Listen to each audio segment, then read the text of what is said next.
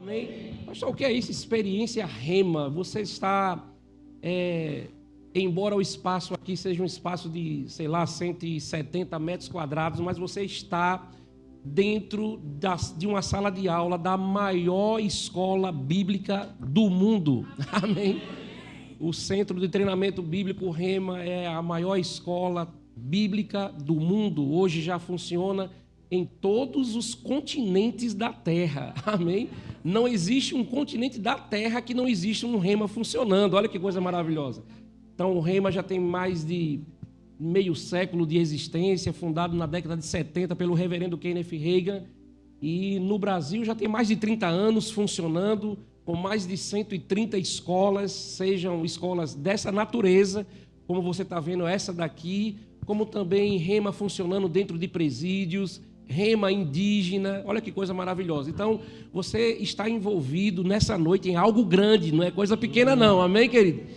Então, e para nós estamos recebendo aqui o apóstolo Sérgio Pessoa, para nós é uma honra muito grande tê-lo aqui. O apóstolo Sérgio foi meu professor da matéria Fundamentos da Fé no ano de 2011, olha só quanto tempo já se passaram, e ele foi meu professor. Eu me recordo que quando eu cheguei naquela época, as pessoas falavam de Rema, você vai ter que fazer o Rema, e eu tinha raiva quando as pessoas falavam comigo que eu tinha que fazer o Rema, porque eu achava assim, essas pessoas estão achando que eu não sou crente não, Esse negócio de Rema, eu ficava furioso quando eu via essa palavra, tem que fazer o Rema, tem que fazer o Rema, tem que fazer o Rema, e eu ficava muito chateado, amém? Mas eu fui fazer o Rema, debaixo de uma direção do meu pastor na época, ele vai fazer o Rema, rapaz, eu falei, amém, vamos fazer o Rema. E de repente, eu sento numa sala de aula e lá estava o apóstolo Sérgio Pessoa, dando a matéria Fundamento da Fé, foi meu primeiro professor do Rema, e eu ficava assim, eu ia para casa pensando, como é que esse cara está ensinando isso? Estava sempre na Bíblia, eu não via isso aqui, não é possível. Dessa maneira, André. Eu fiz o Rema em 2011, mas eu recebi Jesus no ano de 1994, ou seja, já tinha um tempo de crente. O meu pastor dizia assim, eu passei muito tempo sendo cretino, mesmo sendo crente. Então, essa era a minha condição. E eu me lembro, apóstolo Sérgio, que eu terminei o Rema lá em 2012, o pastor Raimundo depois me separou como pastor auxiliar, depois me indicou como professor do Rema, e todo ano, quando começava o Rema em Salvador, que era Sejão que ia dar aula, aí eu saía do trabalho, assistia essa matéria toda de novo. Teve uma vez que você deu matéria Aliança de Sangue, eu falei, vou assistir essa matéria. E, irmão, eu não perdia, quando era Sejão que estava lá, eu ia. Isso não é idolatria, amém? Não se trata de idolatria, se trata de reconhecimento de unção. Só para o senhor ter uma ideia, esse prédio aqui, ele tem um pé direito baixo, né? E eu lembro a gente conversando aqui, né, Uriel, fazendo a reforma daqui, vai ter rebaixamento de gesso, aí vai ter que fazer alguma plataforma. Vai fazer a plataforma ou não vai? Eu falei, contanto que a gente faça de um jeito que Sejão se encaixe aqui dentro. Não era isso que eu falava? Cabe Sejão aqui embaixo? Cabe. Então, bora fazer desse jeito que dê para ele pregar aqui. Você vai ver daqui a pouco, quando ele subir aqui, que realmente havia uma preocupação, tamanho, o amor e o carinho que a gente tem por sua vida. Eu cheguei no Verbo da Vida no ano de 2009, lá em Maceió, e só ouvia falar de Sérgio Pessoa e tal. Falei, rapaz, eu tenho que conhecer esse cara. Quem é esse Sérgio? E aqui está ele conosco hoje. Você vai participar de uma experiência Rema, você está nos visitando. Olha, fica bem aberto, amém? Receba a palavra. Ele está trazendo uma pitadinha de uma matéria chamada Realidades da Nova Criação. Eu me lembro que o ano passado, quando o Rema começou, a matéria que ia ser a matéria inicial era Fundamento da Fé. Irmão, e eu tentei, a gente se esforçou um pouquinho para que ele fizesse a abertura do Rema aqui em Feira de Santana. Não foi isso, amor? Não foi isso, Sérgio? Oramos e estava sobrando para mim. Acabou que eu fui o professor da primeira matéria, mas eu fiz de tudo para que fosse ele. Mas, infelizmente, não dava por causa da agenda dele. Ele é muito requisitado, irmão. Estava em Vitória da Conquista no meio dessa semana, depois foi para Salvador, pregou em Lauro de Freitas, voltou para Salvador, pregou em Salvador, está aqui hoje, amanhã vai estar em Cruz das Almas, segunda-feira está voltando para São Paulo. Ter Sejão aqui no nosso meio, para mim, é uma honra, como pastor dessa igreja, é uma honra estar com ele aqui. E eu posso te garantir, querido, você não vai sair dessa sala hoje do mesmo jeito que você chegou. E isso não é um jargão evangélico, isso é real e você vai poder experimentar isso. Amém? Então eu queria convidar aqui o apóstolo Sérgio Pessoa. Eu queria uma salva de palmas para ele. Consegui trazê-lo aqui. Tá vendo o que eu falei? Vai dar certo, botar uma plataforma e rebaixar. Vai caber Sérgio aí, se não couber Sérgio, não vai fazer. Mas Sérgio, é uma honra, viu, estar contigo aqui, você sabe disso, eu sou seu fã. De vez em quando as pessoas falam assim, rapaz, olha só, pastor, você está pregando assim, olha, você já viu que Sérgio? Eu falo, não, Sérgio é outro nível, cara, é outra prateleira, bem diferente. Aí eu amo o senhor, viu? Bom demais, obrigado por ter nos atendido, ter separado um tempo da sua agenda para vir aqui estar conosco. Obrigado. O senhor veio aqui a última vez, não estava nem na pandemia ainda, não foi? Foi. A última vez que o senhor passou aqui era na outra igreja. Glória a Deus. E quando ele passou na outra igreja, marcou uma mudança da nossa igreja. E ele está chegando agora em um tempo onde nós estamos passando por uma mudança. É muito provável que esse final de semana seja o último culto nosso aqui nesse prédio. Tá, glória!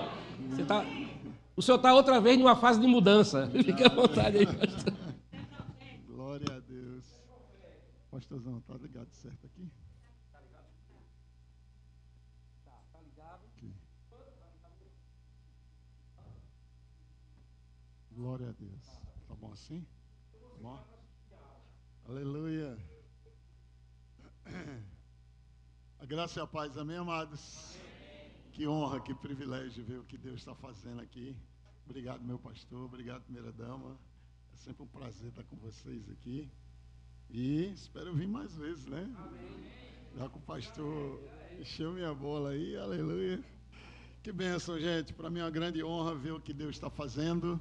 Lembrar lá do início do Verbo da Vida, quando nós começamos, quando essa obra começou, vendo esse louvor ungido, vendo os instrumentos, vendo que eu fui o primeiro ministro de louvor dessa igreja, desse ministério.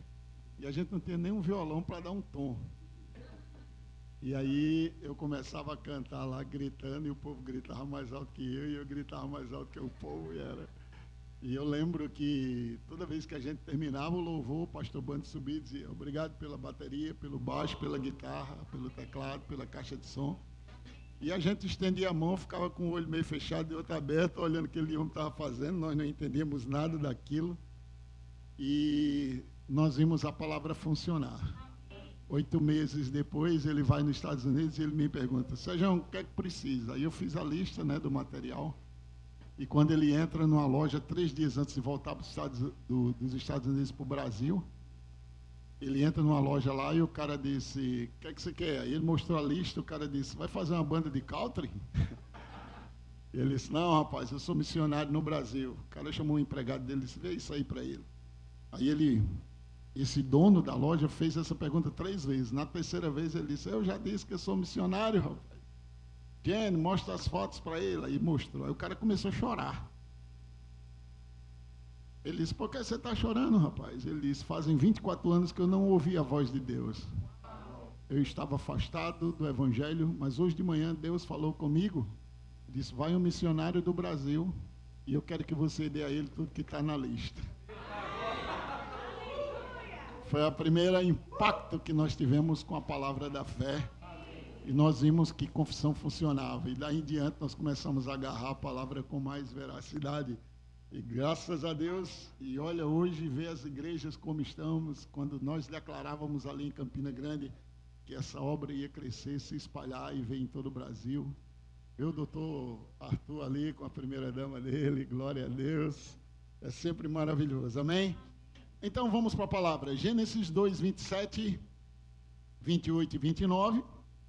Aqui está a criação, diga comigo, a criação. Aqui Deus cria o homem espiritual. Aqui Deus cria o projeto para o homem e cria o homem na dimensão dele. Porque a Bíblia diz que nós somos um espírito, possuímos uma alma e habitamos no corpo, ok? A queda tornou o homem mais consciente do externo do que do interno. A queda é a morte espiritual, é a separação do espírito e da vida de Deus que estava dentro do homem, quando o homem desobedece a Deus e obedece a Satanás. A obediência, o pessoal pensa em frutos, né? Qual foi o fruto? Uns dizem que foi maçã, um amigo meu dizia que foi o coco, que ele tomou e comeu, né? Jeová era uma graça. Então, nós sabemos que o fruto aqui é a obediência. A obediência é um fruto e a desobediência é um fruto.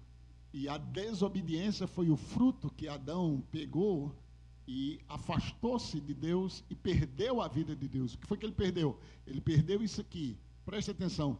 Criou Deus, diga, criou Deus. Então, primeiro o homem é criado, preste atenção. Criou, pois, o homem à sua imagem. Nós sabemos que fisicamente nós somos diferentes uns dos outros, mas espiritualmente, o espírito do homem não tem cor, o espírito do homem não tem diferença, e a Bíblia declara qual é a imagem desse homem. Olha só, a imagem de Deus o criou. Então, o homem não veio do macaco. O homem foi criado por Deus, ok? E a Bíblia diz, homem e mulher os criou. Deus não criou Adão e Estevão. Aleluia. Amém? Ele criou o homem e criou a mulher. E quando Deus cria o homem, Deus cria a mulher, Deus cria a sua imagem. A referência é o próprio Deus. E a Bíblia diz aqui, e Deus os abençoou. Não só o homem, não só a mulher, mas abençoou o homem e abençoou a mulher. E lhes disse, os dois receberam a palavra, sede fecundos, poder criativo. E é isso que Deus é nisso que nós somos a imagem dele. Nós temos o poder de criar. O anjo não tem, o arcanjo não tem, o querubim não tem, nenhuma outra criatura de Deus tem o poder de criar como o homem tem. É nisso que você já começa sendo a imagem de Deus. E após ser fecundo, após criar, após produzir, Deus diz outra palavra para ele, multiplicai-vos. Um poder para você fazer e crescer.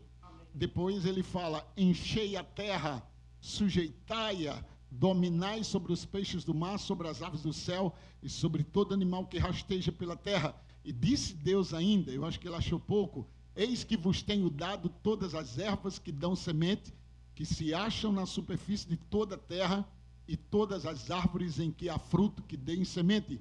Isso vos será para mantimento. No capítulo 2, no versículo de número 7, diz assim, então formou o Senhor Deus ao homem do pó da terra. Aqui é a sua parte física. Deus pegou o pó da terra, Deus não pegou o barro, Deus não pegou a areia, ele pegou o pó. E ele pega o pó e faz a casa e depois sopra você dentro dela. Então, primeiro você é espiritual, depois você é natural. E isso é muito importante porque Deus, quando faz esse corpo físico e coloca você dentro, ele lhe dá o domínio sobre toda a obra das suas mãos.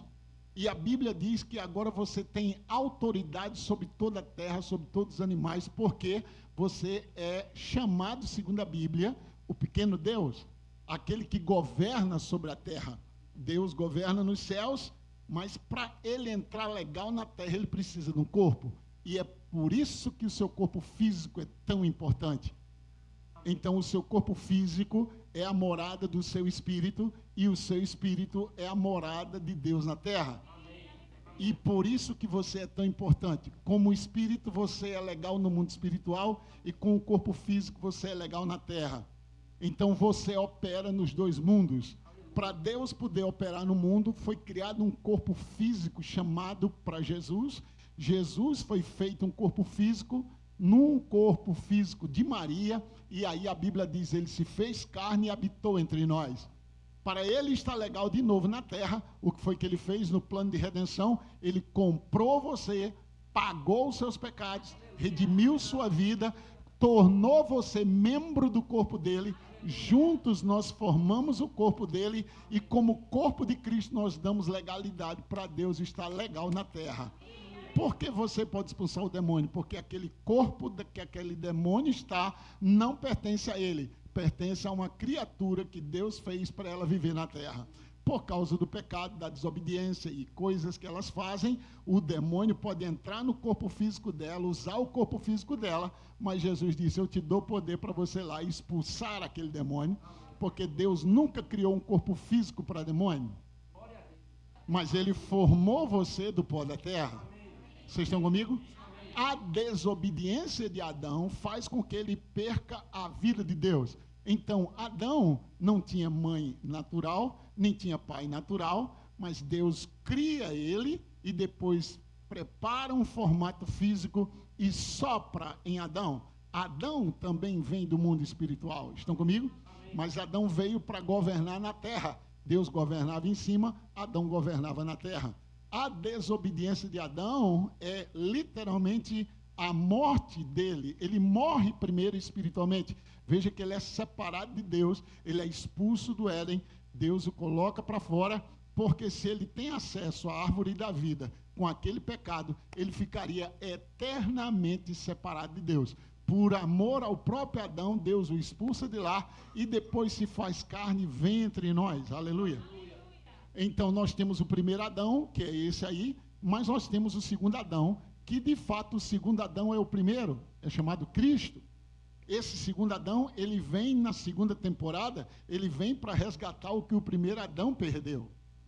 E nós fomos salvos pelo segundo Adão. Agora, a queda de Adão trouxe morte espiritual. Diga morte espiritual. Veja que ele é separado de Deus, ele é expulso do Éden, e ele, depois dessa queda e dessa separação, Adão vive mais de 900 anos. Ele viveu 900 anos e depois ele morre. Veja, Cristo Jesus veio, Adão veio, ele está nessa plataforma, ele está nesse patamar de acesso direto com Deus, ele não tinha pecado, ele não se envergonhava, ele estava nu diante de Deus, ele tinha comunhão direto com Deus. Depois da queda, que ele sai dessa posição, ele, para ter comunhão com Deus, precisa de sacrifício, precisa de animais, precisa ser coberto por causa do pecado que expôs ele diante de Deus. Quando Deus diz, aonde estás, não é que Deus não sabia, Deus queria torná-lo consciente de que ele tinha perdido a posição que Deus tinha dado a ele. Agora, o segundo Adão também vem do celestial, e só que ele nunca pecou. E por ele nunca ter pecado, ele é perfeito para se fazer pecado em nosso lugar. Todo pecado que Jesus recebeu, o tornou agora separado de Deus. Jesus foi separado de Deus com o único propósito de trazer você de volta para Deus. A morte de Jesus é o pagamento completo da minha dívida e da sua dívida. Quando Cristo Jesus morre, a Bíblia diz que ele morre a nossa morte. Ele morre por causa das nossas transgressões, mas quando ele ressuscita para a nossa justificação. A ressurreição de Jesus é a completa derrota de Satanás. O ato de Jesus ter ressuscitado faz com que Satanás seja derrotado eternamente. Mas a morte de Jesus é o pagamento. Ninguém, depois da morte de Jesus, deve mais nada a Satanás, porque Jesus pagou o seu pecado. Mesmo sobre aqueles que ainda nem o receberam, nem ouviram falar do amor dele, toda dívida já foi paga. A Bíblia diz que a obra foi feita de uma vez por todas e para todos sempre. Agora, por causa de Cristo, eu e você estamos eternamente redimidos, eternamente perdoados, eternamente abençoados, eternamente curados, eternamente próspero. Por causa da palavra, você pode ter autoridade sobre Satanás e todos os demônios. Antes da ressurreição dele, nós éramos escravos de Satanás, estávamos debaixo do domínio de Satanás. Satanás era o nosso Senhor, mas ao nascer de novo, ao reconhecer a obra de Jesus, você sai de escravo para Senhor sobre Satanás.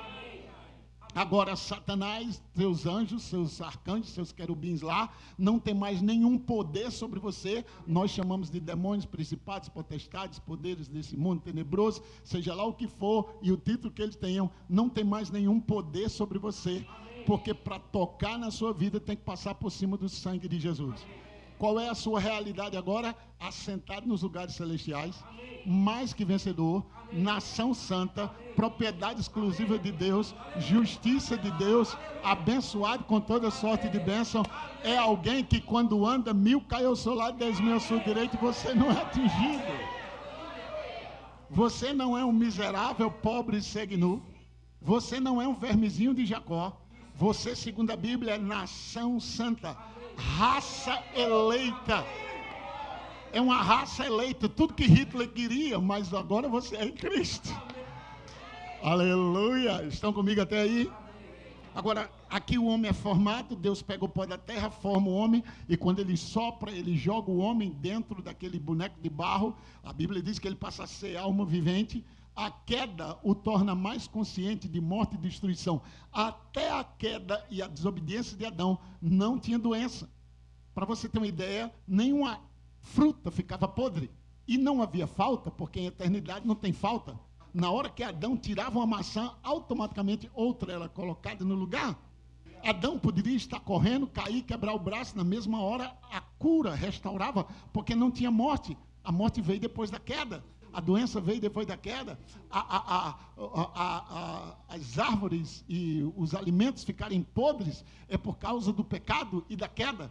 Porque Deus, tudo que Ele fez, diz, é bom demais. Amém. E eu creio que com a fruta podre não é boa. Amém? Então Deus fez tudo e a Bíblia diz, e colocou a eternidade dentro do homem. Deus não fez você para vegetar na terra. Ele fez você para reinar. É tanto que na nova aliança, quando você nasce de novo em Cristo Jesus, a Bíblia diz assim, os que receberam a abundância da graça e o dom da justiça, o que é que vai acontecer com essas pessoas? Reinar em vida. Se você não está reinando, não está entendendo quem você é. A realidade da nova criação é, tirou você de escravo e fez você rei. Amém, amém. Aleluia. Não é maravilhoso olhar para José e olhar em José e ver Cristo lá? Não é maravilhoso ver quando José chega e diz, olha, eu vi as estrelas e a lua se curvar diante de mim. Os irmãos tiveram raiva dele, não entenderam a visão dele, não sabiam quem ele era. Ele era um ungido da época e a Bíblia diz que os irmãos com inveja o venderam. E a Bíblia diz que ele vai para o Egito como escravo, depois ele vai para a prisão, e da prisão ele sobe para o trono. Não parece com Jesus, que veio aqui, falou quem ele era, os irmãos não entenderam, venderam ele por 30 moedas de prata, ele morre, vai lá embaixo, e quando ele ressuscita, vai direto para o trono e assenta à direita de Deus. Aleluia! Será que você dá para ver Jesus na história de José? Então, nós estamos agora em Cristo. Cristo não é só uma pessoa, Cristo é um lugar. Veja, ele se fez carne, o nome dele é Jesus. Quando ele foi ungido pelo Espírito Santo, ele é chamado Jesus Cristo. Cristo significa o ungido de Deus. Cristo significa a unção. E a unção despedaça jugo. Quando Jesus ressuscita, toda nova aliança fala Cristo Jesus. Ou seja, o homem ungido agora está eternamente glorificado. E ao ressuscitar, a Bíblia diz que nós ressuscitamos juntamente com ele. E a Bíblia diz que ele foi assentado nos lugares celestiais e nós estamos assentados juntamente com ele. E agora todo o poder e toda a autoridade, tanto no céu como na terra, foi dado para ele. Se o diabo tinha algum poder, a Bíblia diz que quando Jesus chega na terra, ele chama os discípulos e diz, vai no meu nome, expulsa os demônios, porque é me dado o poder. E agora eu estou dando ao poder, estou dando autoridade para vocês. E a Bíblia diz que os discípulos foram e começaram a expulsar e se alegraram e disseram, olha Jesus, os demônios nos submetem por causa do teu nome. Ele disse, eu vi Satanás como um raio cair do céu e aí eu dei poder a vocês, eu dei autoridade a vocês. Mas quando Jesus ressuscita, ele diz, agora é-me dado todo o poder, toda a autoridade no céu, toda a autoridade na terra. Autoridade é aonde a ordem e o pensamento dele devem ser obedecidos. Por exemplo, você vem no seu carro maravilhoso com ar-condicionado e tem uma blitz. O policial que você nunca conhece, nem nunca viu, diz, encosta. Isso é autoridade. Você não diz, eu não estou com vontade. Não tem isso. A autoridade tem que ser obedecida.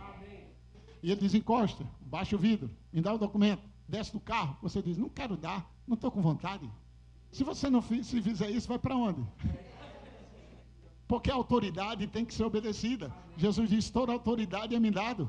E agora eu estou dando autoridade a vocês. E agora você tem autoridade sobre principados, potestades, poderes, domínio, sobre todo o poder do inimigo. Aleluia! Mas lembra, antes de ouvir a palavra da fé, eu era de uma doutrina que quando Deus mata, mata. Eu era de uma doutrina que quando orasse pelo inimigo, já se preparasse para a retaliação. Agora, nós entendemos pela palavra que tudo está debaixo dos nossos pés. Agora nós somos o domínio e que Deus espera dominar na terra através de mim e de você. Vamos agora para a nova aliança. Vamos dar um pulinho lá em Colossenses capítulo 2, versículo de número 9. Colossenses 2, 9 e 10 diz assim, porque nele, diga comigo, nele. Quem é esse ele aqui? Ok, nele habita não de passagem, mas agora de uma morada eterna. Isso não parece com o Salmo 91? Aquele que habita no esconderijo, não aquele que faz uma visita, nem de vez em quando. Ele habita corporalmente, ou no corpo humano, toda a plenitude da divindade. Tem uma versão em inglês que diz assim: porque habita no corpo humano de Jesus na terra toda a expressão da divindade. Isso encaixa com Hebreus capítulo 1, versículo 3, que ele é a expressa imagem de sua pessoa. Veja que quando Jesus esteve aqui na terra, houve declarações como esta: eu só faço o que vi o Pai fazer. Quem vê a mim, vê o Pai. Agora, Jesus está curando pessoas porque ele viu o Pai fazer aquilo, e ele está falando o que o Pai fala. Ele cura como o Pai cura, ele liberta como o Pai liberta. Os discípulos dizem: Senhor, mostra-nos o Pai. Ele disse: se você está vendo a mim, você está vendo o Pai. Eu sou a expressão. Agora, quando ele diz toda plenitude, plenitude significa completo, pleno ao extremo, onde não há falta e não há nenhum espaço para que seja suprido. Tudo está completo. Aí, quando você estuda a Bíblia, você vai perceber que os nomes de Deus revelavam quem ele era por partição. Ou seja, dependendo do nível do sacerdote da época, Deus se revelava, ou dependendo da necessidade do povo, Deus se revelava. Então você vai ver os nomes de Deus particionados. Aparece ele como Jeová Rafá, lá na frente ele aparece como Jeová Nissi, lá para Abraão ele aparece como Jeová Jirê, e os nomes de Deus são revelados de acordo com o que ele é, pode e faz. Então, Jeová Jirê significa o Deus que estaria sobre toda e qualquer necessidade e supriria todas as suas necessidades. Mas eles não tinham a revelação do Jeová Rafá, até que veio o nome Jeová Rafá e revelou o poder e a capacidade de Deus sobre todo tipo de doença. Ele disse: olha, eu sou o Senhor que te sara, nenhuma enfermidade virá sobre ti, porque eu sou o seu Jeová Rafá. Se você tivesse conseguido viver nas duas estações, você desfrutaria dos dois nomes de Deus. Até que veio o Jeová Tzidkenu, e depois veio o Jeová Raá. Então, cada nome de Deus revelava o que ele era e o que ele podia. Se você conseguisse viver todas as estações, conseguiria desfrutar de tudo. Mas glória a Deus por Jesus Cristo, porque a Bíblia diz que Deus pegou o nome de Jesus e colocou sobre todo o nome. Não sobre o nome de doença, de pobreza, de miséria, porque cada nome de Deus já estava sobre ele. O nome Jeová Rafá já estava em cima de todas as doenças. Nenhuma doença pode bater Jeová Rafá. Mas na plenitude de Deus, ou seja, quando Deus se revelou por completo em cada nome seu, o nome de Jesus foi colocado acima de todos os nomes de Deus. Agora, ele pega esse nome e diz: vai no meu nome. Agora você representa meu nome. Esse nome pertence a você. Então, se eu precisasse de Rafá, eu tinha que estudar sobre Rafá, invocar Rafá, para que aquele nome Rafá pudesse me curar. Hoje você só precisa dizer: Jesus. Todos os nomes são acionados para você. Yeah! Aleluia! Então, o que é que o diabo fez para parar a igreja? Tentou reduzir a revelação de quem Paulo estava dizendo que nós somos para denominação e placa. E isso ele conseguiu dividir o povo, e um vai por uma coisa, outro vai por aquilo, e é importante você notar como pessoas estão divididas por coisas que nem na Bíblia estão. Ah, mas minha igreja não crê assim. Mas está na Bíblia? Não, não está na Bíblia, mas é assim que a nossa igreja crê. Aleluia! Então, o versículo de número 8 já explica para nós isso. Cuidado que ninguém vos venha a enredar com sua filosofia. Cristo não era um filósofo buscando a verdade. Você sabia disso? O que foi que ele disse? Eu sou a verdade. Eu não estou procurando a verdade, eu sou ela. Veja que tudo que Cristo diz era o que ele era. Eu sou a verdade, eu sou o caminho, eu sou a luz, eu sou o pão, eu sou a vida, eu sou a ressurreição. Então ele nunca precisou de nada, porque ele era aquilo que ele precisava. Agora pensa, toda a plenitude da divindade está nele. Estão comigo? Olha o versículo 10. Também nele estáis aperfeiçoados. Presta atenção, como isso é profundo. Toda a plenitude da divindade está nele. e agora nele você está aperfeiçoado. Então para de dizer que você não é perfeito.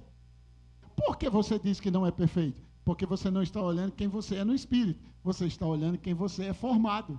Você está olhando para as suas fraquezas que vêm do homem natural. Mas lembra? A Bíblia diz, não atentando nós para as coisas que se veem, porque as coisas que se veem são temporais, o homem exterior se corrompe, mas o homem interior se renova. Quem você é? Porque o homem é pó e ao pó volta, mas o espírito... Então você é quem? Você é um espírito. Eu sei que nós damos muito valor ao exterior, porque nós pensamos que somos aquilo. Por isso que pessoas vão mais para a academia do que leem a Bíblia. Pessoas investem mais no natural, mas esse corpite vai.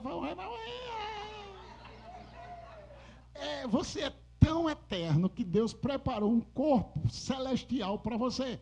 Agora sim, esse ali, o celestial, ele não vai precisar de botox, não vai precisar de academia, não vai precisar de reforma.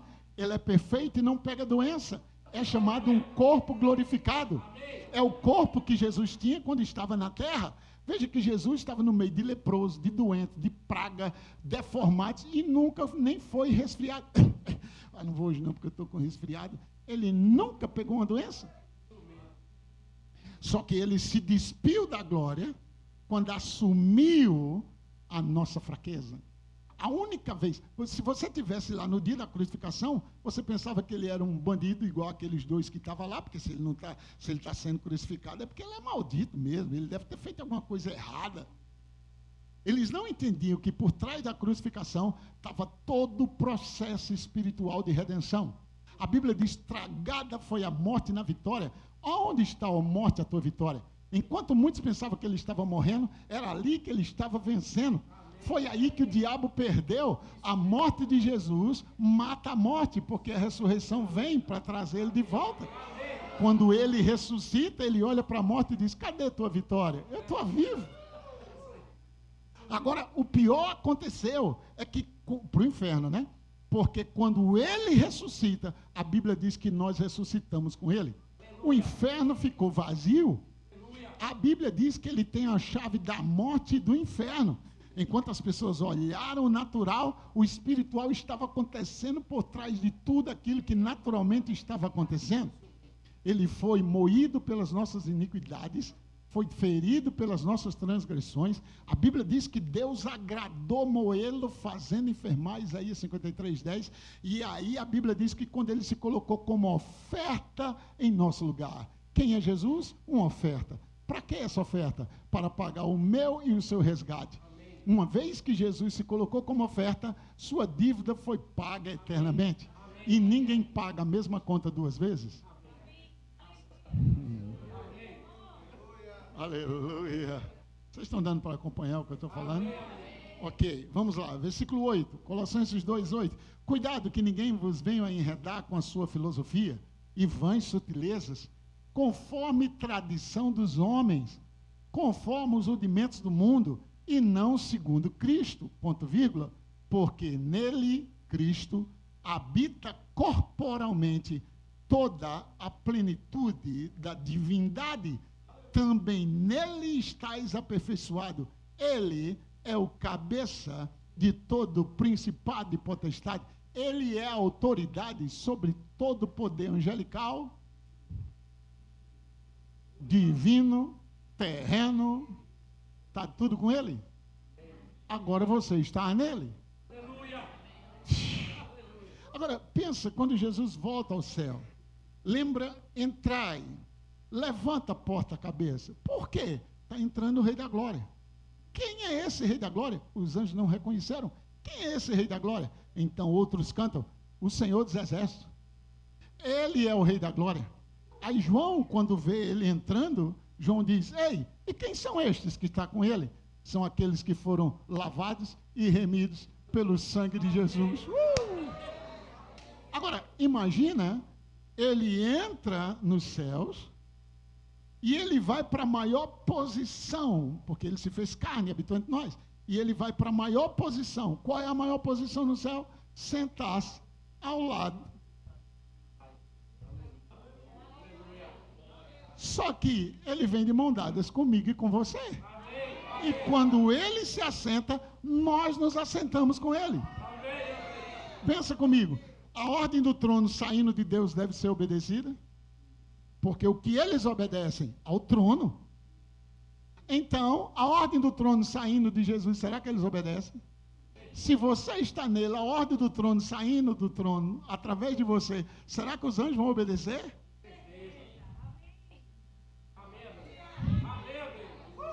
Só que como é que você ora? Ó Senhor, tu sabes quanto eu preciso. Oh Jeová, eu sou miserável. Eu acho que Deus olha e disse, o que ele está dizendo? Aí Jesus olha e disse, eu não disse nada deles, Pai. Espírito Santo, o que é que você falou para ele? Eu falei que ele era nação santa. Eu falei que ele era raça eleita. Eu falei que ele era uma propriedade exclusiva tua. Mas como é que ele está orando? Aumenta um pouco o volume. Oh, Jeová, eu não presto. Eu sou tão falho, miserável, pobre, cego. Não. Então Deus diz, vai estudar no Rema, depois a gente conversa. Aleluia. Agora, pensa comigo um pouco. Eu vou fazer uma pergunta e eu quero que você responda. Josué era nascido de novo? Tinha o Espírito Santo dentro? Tinha o nome de Jesus? Estava sentado em lugares celestiais? Josué ordenou o sol e a lua e eles pararam? Como é que alguém numa aliança inferior, sem ser nascido de novo, sem ter o Espírito Santo dentro, sem ter o nome de Jesus, sem ter a fé de Deus dentro dele, ordenou o sol e a lua e eles pararam? E você, na nova aliança, tem o Espírito Santo dentro, tem o nome sobre todo nome, tem a palavra e está mendigando.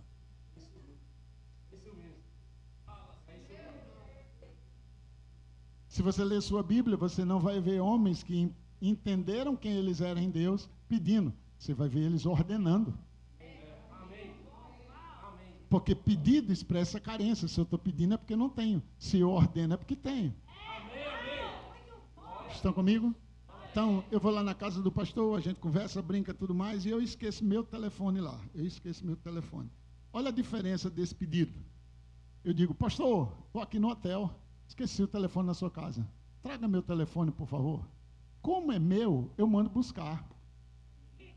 Esse é um pedido, mas não é um pedido de petição que eu não tenho. É um pedido de ordenação, porque é meu. Estão comigo? Se não é meu, olha o pedido. Pastor, aquele telefone é tão lindo, eu gostei tanto dele. Pastor, ele seria tão útil para mim. Ia fazer live, ia fazer um monte de coisa. Só poderia me dar aquele telefone? Por que eu estou pedindo dessa forma? Porque não é meu. Mas se é meu, eu mando buscar. Que tal você descobrir que Deus já te abençoou com toda sorte de bênção nos lugares celestiais? Que todo o dinheiro que você precisa já está suprido. Lembra, você está perfeito nele. A palavra perfeito é completo. Aleluia. Aleluia. Isso não é maravilhoso? Vai para 2 Coríntios, por favor. Olha aqui.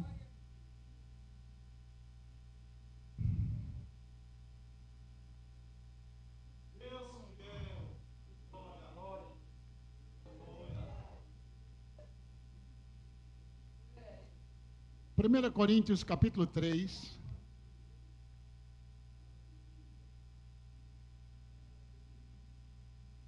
Versículo de número 21.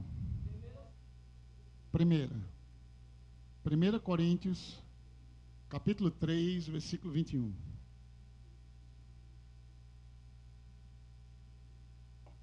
Primeira Coríntios 3, 21. Todos encontraram? Portanto, ninguém se glorie nos homens.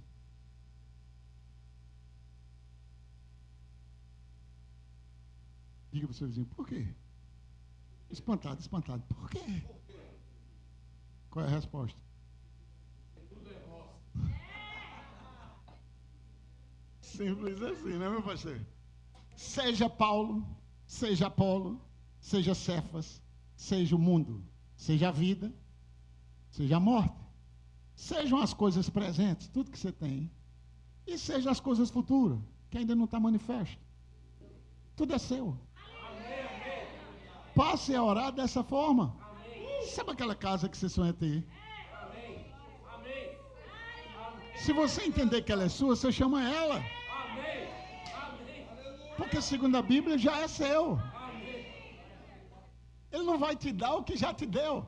Agora, o que é que você precisa entender sobre a palavra? O que é a palavra?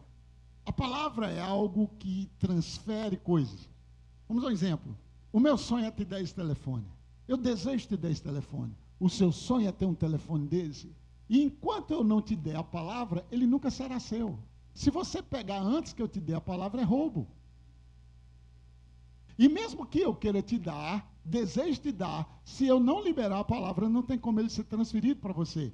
Então, antes de Deus te dar as coisas, ele te dá a palavra. Se você entender que a palavra é a maneira de Deus transferir, quando ele te der a palavra, aí entra a sua fé. Já que Deus deu a palavra e você sabe que ele não mente, você celebra antes de ver, dança antes de ver, já regozija antes de ver. Por quê? Porque você sabe que Deus não pode mentir. Se ele prometeu... E muitos de nós, o que é que acontece depois que Deus dá a palavra? Ó, Senhor, confirma. Reconfirma. Confirma de novo, Jeová. Oh, Senhor, se for o Senhor mesmo, o Senhor vai fazer aquele homem vir na minha direção e diz: ei, assim eis que te digo, filho. Sabia que ninguém nunca profetizou para Jesus?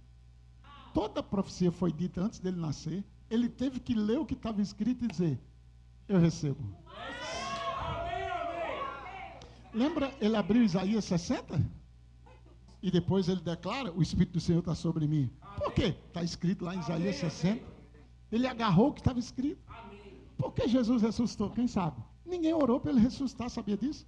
Não teve culto de oração nem vigília. Jesus morreu, vamos todo mundo para a igreja. A Bíblia diz que os caras tudo fugiram, se esconderam.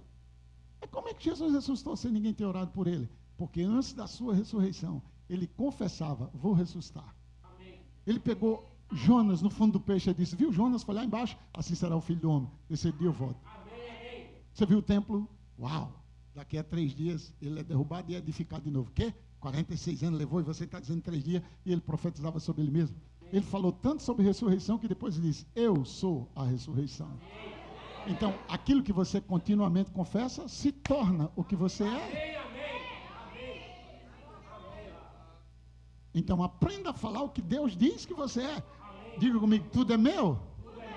Versículo 21, tudo é vós. Versículo 22, tudo é vós. E versículo 23, vós de Cristo, Cristo de Deus. Então, tudo é de Deus, tudo de Deus está em Cristo, e tudo de Cristo está em você. Já que você está em Cristo, Cristo está em Deus, os três são um. Aleluia. Você acha que Deus está na terra? Claro, ele não está em você. Então você acha que Deus ia morar em qual casa? Então quem está limitando Deus? Você acha que Deus andaria em qual carro? Quem está limitando Deus? Porque o que você permite é o que Deus permite. Já que na terra a autoridade está contigo. Entenda, ele deu autoridade para você. Por isso que a Bíblia diz em Isaías 54, estenda a corda, alarga a tenda, não o impeças. Porque segundo Deus, ele quer que você tenha o melhor dessa terra. Mas você crê em perfume da Avon, você crê que só pode ter aquilo, você crê que seu filho só pode estudar ali, então seja feito de acordo com sua fé. Não é Deus que está limitando você, é você que está se autolimitando. É você que olha para o seu salário e diz: dá nada, não tem condição não. E Deus dizendo para você: olha, eu suprirei cada uma das suas necessidades. Eu encorajo você a fazer essa escola. Eu incentivo você a fazer essa escola. Porque eu era pobre. Eu andava 16 quilômetros a pé para fazer essa escola. Durante 2 anos eu ia e voltava. Eu não tinha dinheiro para pagar o ônibus. Eu peguei o papel da inscrição sem ter 1 centavo. E no dia que eu consegui juntar o dinheiro para pagar a minha inscrição, cheguei lá, alguém disse, olha, alguém já pagou para você. E eu disse, ok, muito obrigado, então deixa aí para a próxima mensalidade. Eu disse, você não entendeu? Seus 2 anos já estão pagos. Mas eu tive que dar o passo de fé. Eu peguei o papel, eu assinei, eu disse, Senhor, o Senhor vai suprir. Eu ouvi que toda boa dádiva e todo dom perfeito. Eu ouvi que a tua palavra está dizendo que todo homem precisa ser salvo e chegar ao pleno conhecimento da verdade. Ninguém chega ao pleno conhecimento de qualquer coisa sem investimento. A Bíblia mesmo ordena, compra a verdade. Tem conhecimento que vai vir para você de graça, mas tem conhecimento que só vai vir para você através de investimento. Porque onde tiver teu tesouro... Então, você não está pagando para estudar a palavra. Você está investindo para ajudar a escola a trazer os melhores professores para te ensinar. Diga para o seu vizinho, o evangelho é de graça. A encanação é que é cara. Depois eu explico isso. Intervalo, aleluia. Rema é uma palavra. É um lugar. É uma família.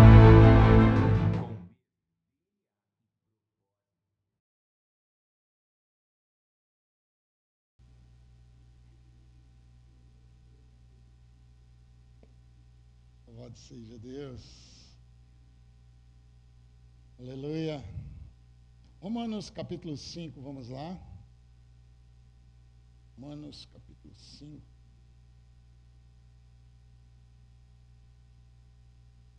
Aleluia.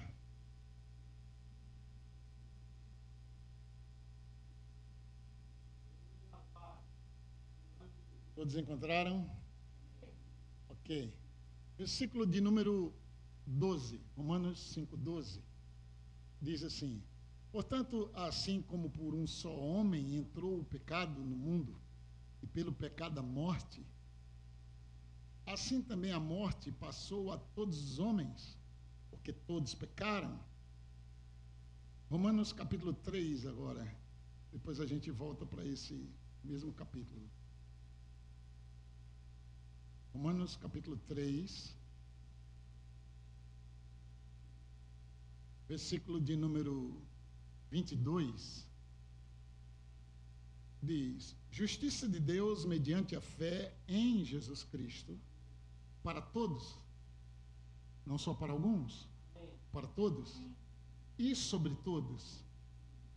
Agora, para todos os que creem, e sobre todos os que creem, porque não há distinção.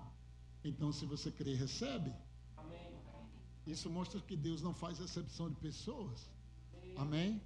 Aí, por quê?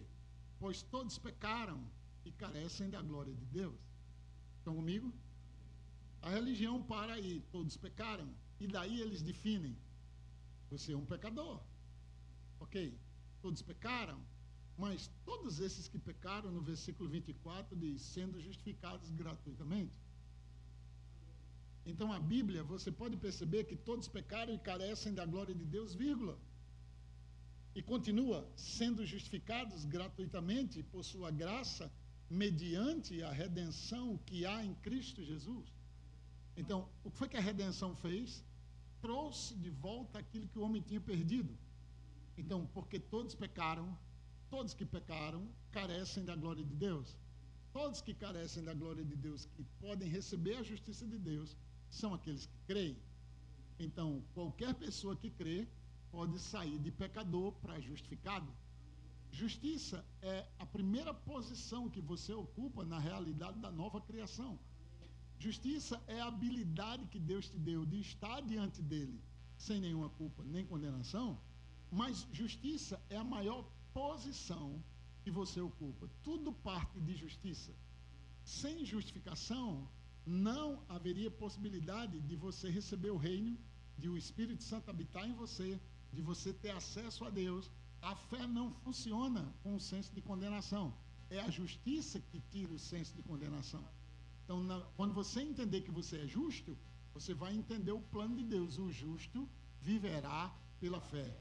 Mas para você ser justo, houve todo o processo para que houvesse justificação. E o processo de justificação fez com que Cristo fosse feito pecado para você se tornar justo. Não só ir para a cruz de maneira física, ele foi feito pecado. O que é que o pecado fez com Adão? Separou ele de Deus. O que é que o pecado fez com Adão? Fez com que Deus o expulsasse do paraíso. O que é que o pecado fez quando entrou em Cristo? O tornou separado do Pai. O espírito dele clama: Deus meu, por que me desamparaste? Por que eu estou sendo separado de ti? Por quê? Porque a santidade de Deus não permite que ele contemple pecado. Quando ele viu Cristo feito pecado, a santidade de Deus vira as costas, porque a santidade de Deus fulmina pecado. O pecado não consegue estar diante da presença de Deus. A glória de Deus fulmina. Por isso que ele diz: vocês carecem da glória. O que é glória? O revestimento completo de Deus, para que o homem volte à posição original com Deus. Agora, Cristo está sendo feito pecado. Vai para 2 Coríntios, capítulo 5. 2 Coríntios, capítulo 5, versículo 21. Aquele, quem é esse? Cristo, Jesus, que não conheceu o pecado. Ele nunca teve, essa palavra conhecer é relacionar-se ou ter relação com o pecado. Ele o fez pecado por nós. Jesus foi feito pecado por mim e por você.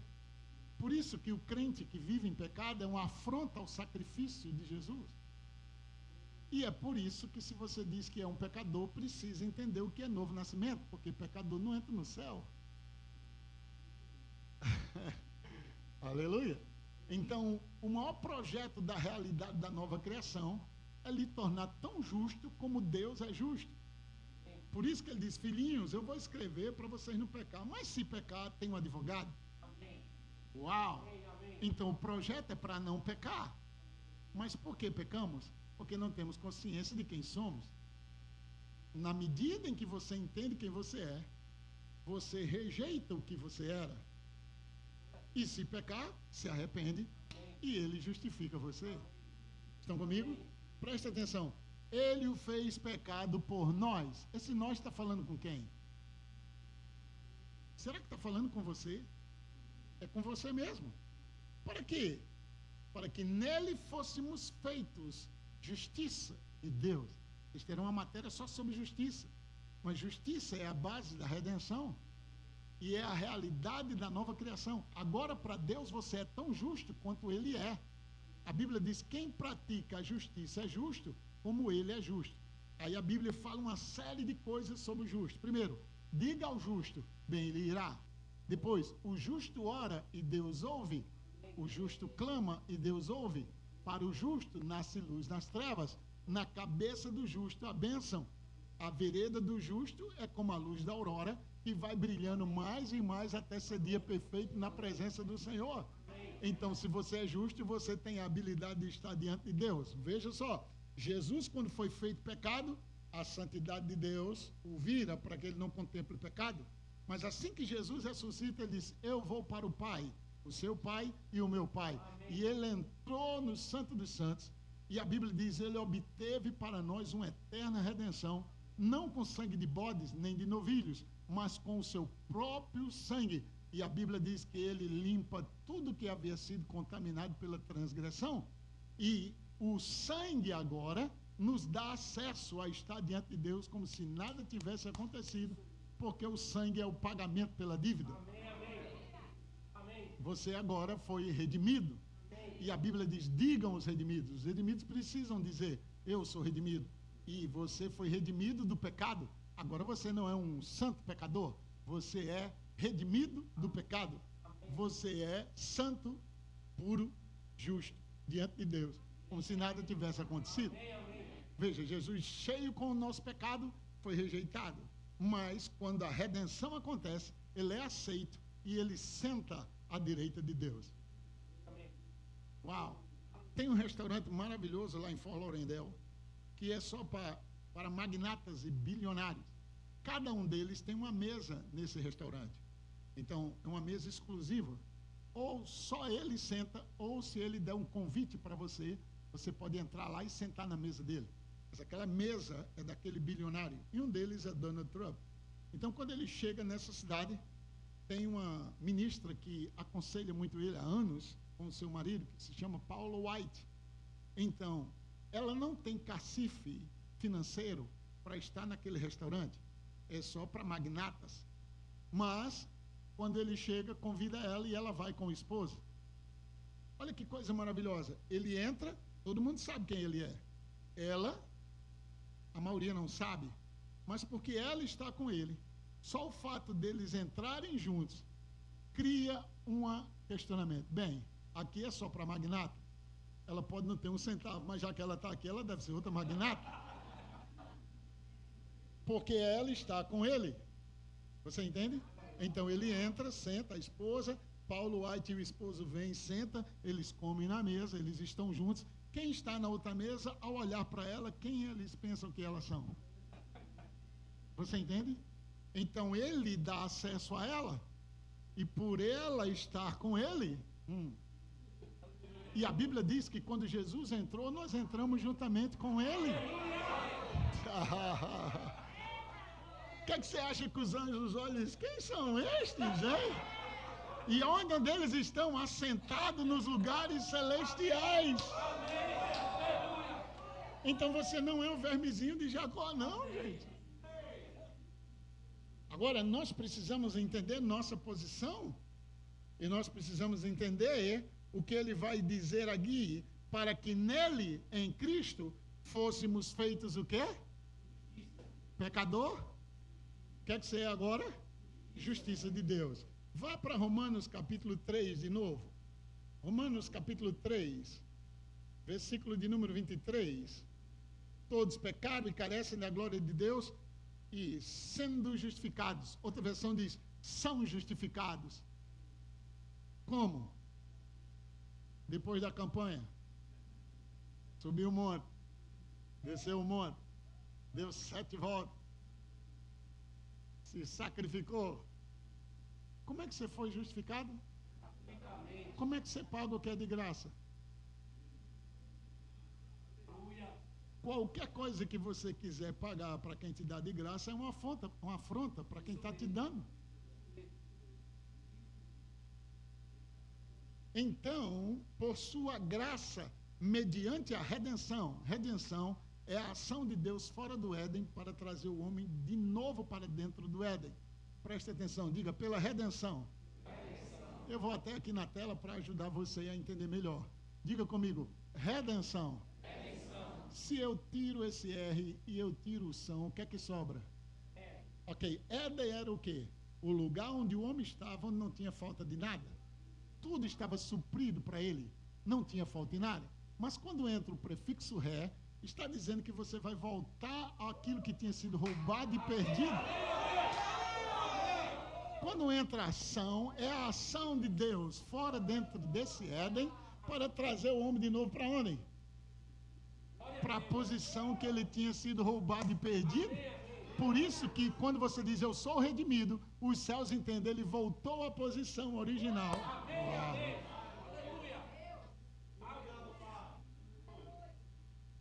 Os céus, escuta o que você vai dizer quando você diz em nome de Jesus para o céu, para a terra e para o inferno, para ouvir o que é que você vai dizer. Aí você diz em nome de Jesus, aí os céus, os anjos, os arcanjos, querubins, os demônios, o que é que ele vai dizer? Aí você diz, misericórdia, eu não sei o que eu faço da minha vida.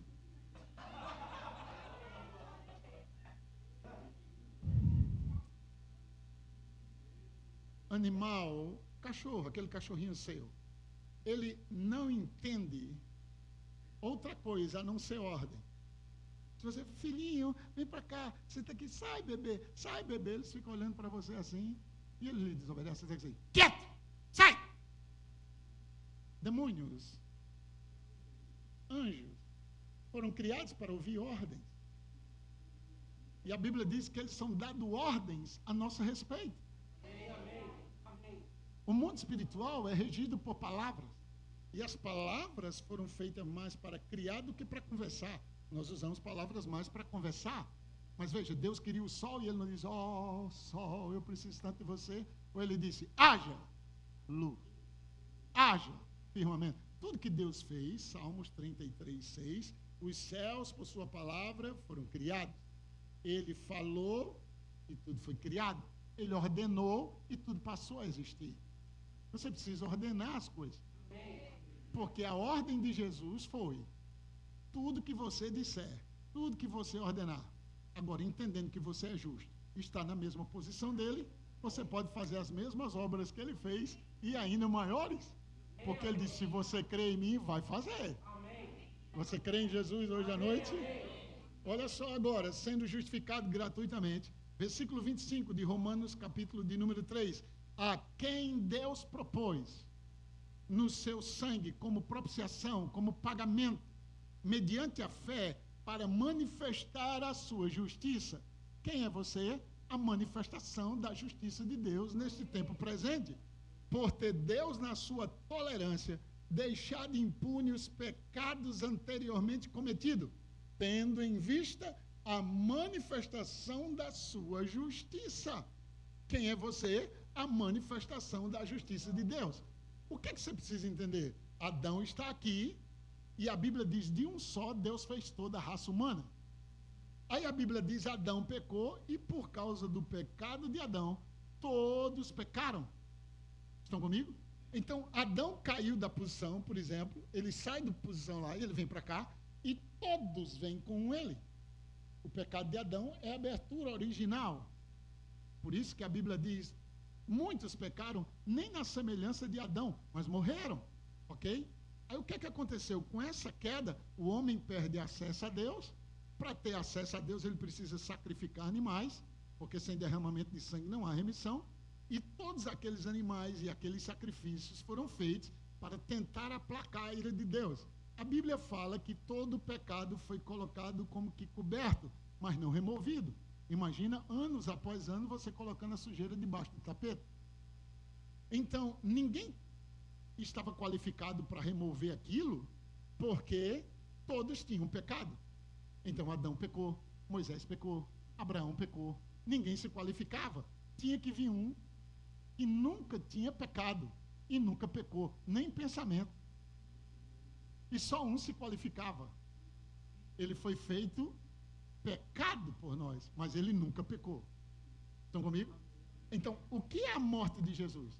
É indo debaixo do tapete, limpando toda a sujeira, limpando o tapete, limpando a casa, e o sangue é o pagamento. Amém, amém. Como ele nunca pecou, a morte não pode matá-lo. Porque o salário do pecado é a morte. Jesus não peca, a morte não pode. Ele teve que se entregar. Então, a entrega dele é o pagamento. Quando Adão foi feito justo, mas desobedeceu a Deus, se tornou pecado, e por causa de Adão, foi por isso que quando Jesus chegou na terra, ele olhou para um cego e curou. Ele olhou para o paralítico e curou. Eles mereciam? Não. Mas a imagem original não era cega. Porque o homem não foi criado à imagem de Deus? Quem foi que Deus usou para criar o homem? Cristo. Porque Adão é uma cópia de Cristo. Mas Deus não fez Adão pobre. Adão era riquíssimo. Deus não fez Adão doente. Deus não fez Adão cego. Deus não fez Adão paralítico. Adão era uma imagem. A imagem original era Cristo. Quando Adão pecou, a imagem foi deformada. Como o domínio veio para Satanás, ele implanta o reino dele de doença, de miséria, de pobreza. Então a humanidade passa a ser doente. Por isso que quando Jesus chegou, ele disse: quem pecou, o pai ou a mãe? Ele disse: nenhum deles pecou. Mas nele vai se manifestar a justiça de Deus. Jesus vai e cura ele. Amém. Amém. E Jesus curou todos. E a Bíblia diz: todos que vieram até ele, tocaram nele, ou ele tocou, todos foram curados. Para quê? Se cumprisse o que Isaías disse: verdadeiramente ele levou sobre si as nossas dores e enfermidades, e pelas suas feridas nós fomos sarados. Agora, Adão é justo e cai, se torna injusto. Jesus vem também de maneira justa, só que ele nunca cai. Ele se faz injusto para que eu e você nos tornemos justos. Já que Adão trouxe a gente para baixo, Cristo trouxe a gente para cima. Amém, amém. Aleluia. Estão comigo? Vamos ver agora Romanos capítulo 5.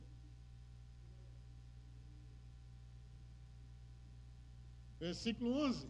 Portanto, assim como por um só homem entrou o pecado no mundo, e pelo pecado a morte, assim também a morte passou a todos os homens, porque todos pecaram. Porque até o regime da lei havia pecado no mundo, mas o pecado não é levado em conta quando não há lei. Isso é muito importante você entender. Por que Deus dá a lei? Qual é a função da lei? Proteger a bênção. O que era a bênção? O Espírito prometido. Então, a bênção estava lá. Para Deus proteger a bênção que viria através de Cristo, Deus coloca a lei. Qual é a função da lei? Revelar pecado.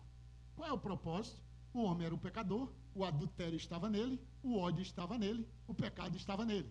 Mas como ele não tinha consciência da lei, ele fazia aquilo e aquilo era ignorado. Foi o que Deus fez? Eu vou dar a lei. Qual era o propósito da lei?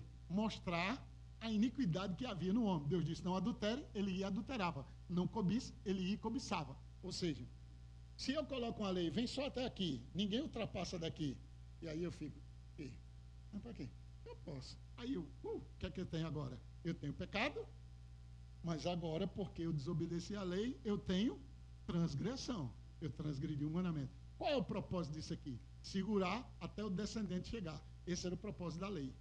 Mas aí a lei foi dada, o pecado no coração do homem. A Bíblia diz que o pecado pega ocasião pela lei e mata o homem. Porque o homem começa a desobedecer a Deus, igual Adão desobedeceu a Deus. Ok? Por exemplo, todo domingo você prepara seu almoço, seu menino está lá, antes mesmo de começar, ele vai e pega um pedaço do frango, ele pega um negocinho ali, você diz, menino, fica quieto, já a gente vai almoçar. Mas nesse domingo especial, você diz, olha, ninguém come, o pastor vai vir almoçar na nossa casa, e ninguém come até ele chegar. Veja, você colocou uma lei. Se o seu filho for pegar o frango, você diz, não, a lei impede ele, mas a chegada do pastor libera a lei. Por isso que a Bíblia diz, o fim da lei é Cristo, para a justiça de todo aquele que crê.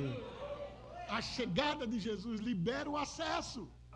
E ele já preparou uma mesa na presença dos seus inimigos. Aleluia.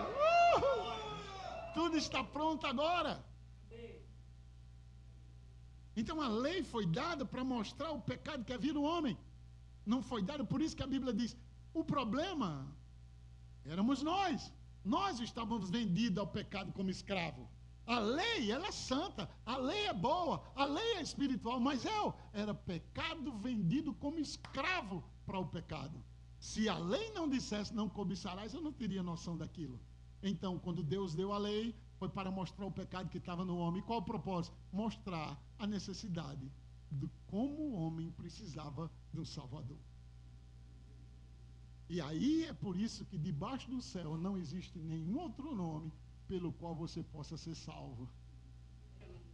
E todo aquele que invocar o nome do Senhor será salvo. Aleluia! Estão comigo até aí? Vamos lá para o versículo seguinte, presta atenção agora. Entretanto, reinou a morte desde Adão. Desde Adão a morte reinou, até Moisés. Quem é Moisés? O estabelecimento da lei.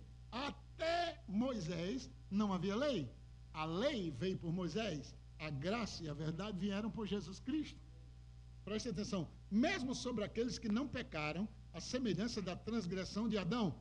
Agora leia comigo, o qual prefigurava. Quem é Adão? Uma figura. Agora, isso não encaixa com Gênesis 1? Façamos o homem à nossa imagem, à nossa semelhança. Então, qual foi a imagem que Deus usou para criar Adão? Vamos ver Colossenses. Parece que você não está muito convicto, então vamos ver Colossenses. Colossenses capítulo 1, versículo 13. Colossenses 1:13. Ele nos libertou do império das trevas e nos transportou. Presta atenção, ele nos libertou. Nos está falando com quem? Do império das trevas e nos. Você precisa se identificar com sua realidade. Amém, amém.